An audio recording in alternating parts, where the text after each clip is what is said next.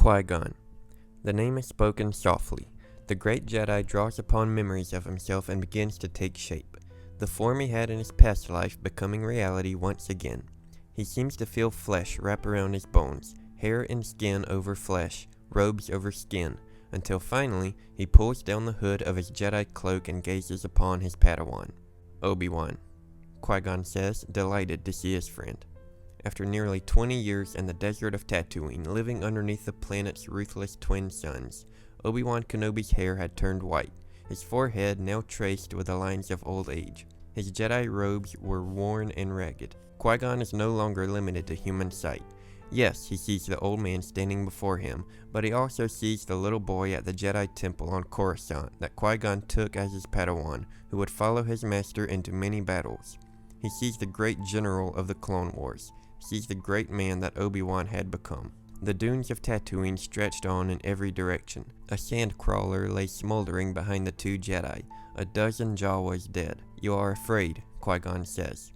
Obi-Wan looks upon the ghostly form of his master. There may be Imperial stormtroopers waiting for Luke at the Lars farm. "Then you will rescue him," Qui-Gon smiles, "or he will rescue himself, or the sister will find the brother instead. Luke has a great journey yet to go. It does not end here." "You've seen this?" Qui-Gon nods, much to Obi-Wan's relief. "Bail Organa sent Leia herself to summon me. When I saw Padme in her so strongly, and even a little of Anakin too, I knew my exile was nearly at an end. Would you believe I find it difficult to let go? I've waited for this day for a very long time." Qui-Gon has continually found himself in awe of Obi-Wan's steadfastness, patience, and fortitude. Every person that Obi-Wan has cared about in his life has been taken from him. Qui-Gon himself, Anakin, Padme, Satine. Few could have walked in Obi-Wan's shoes without turning to the darkness. "You weren't ready to become a Jedi Master," Qui-Gon admits. "You hadn't even been knighted yet when I forced you to promise to train Anakin.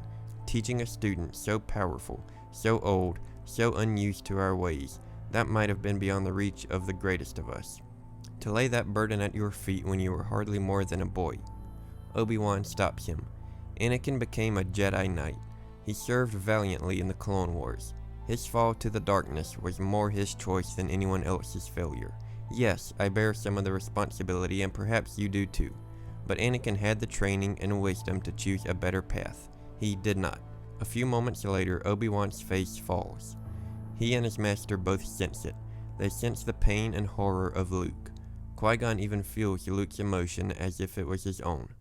To Qui-Gon, the sight of the burned bodies of Owen and Beru Lars is as vivid as Obi-Wan standing in front of him now. "I didn't tell Luke the whole truth about Anakin," Obi-Wan admits. "Someday he'll have to know."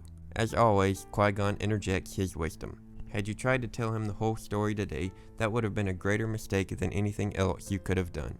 It would have planted seeds of doubt, confusion, even anger, which could have led him down his father's path." With a touch of humor, Obi-Wan adds, "Or he would have decided I was every bit as crazy as Owen always told him I was and run along back home." Obi-Wan couldn't help but notice how corporeal Qui-Gon had become. It was after Anakin's fall that Qui-Gon pushed himself to be able to fully emerge in physical form, nearly a decade-long learning process. He did this for Obi-Wan, so that he wouldn't have to spend the remainder of his years in a desert completely alone. "Even after death, we continue to learn," Qui-Gon smiles. "I look forward to learning the art someday, hopefully in the distant future," Obi-Wan jokes. Qui-Gon is moved as he anticipates the coming reunion of he and his Padawan. "Thank you, Qui-Gon," Obi-Wan says. "As always, your wisdom sustains me." "As your strength always sustained me," Qui-Gon replies as he senses Luke's return. "We shall meet again soon, my Padawan. I will never hesitate to call upon you," Obi-Wan adds. Though that wasn't the kind of meeting that Qui-Gon meant, there was no point in saying so. The truth will unfold itself in time, as it always does. Moments later, Obi-Wan stands alone until he is soon reunited with Luke. Qui-Gon disappears completely, once again becoming one with the Force. As Obi-Wan will soon learn, the most beautiful form of mastery is the art of letting go. The bits of story and dialogue were taken from the Canon short story called Master and Apprentice from the book Star Wars: A Certain Point of View, which contains many other short stories during this time period. I hope you enjoyed this video, and thank you guys so much for over 100 subscribers now. I really appreciate it. May the Force be with you, and I'll see you soon.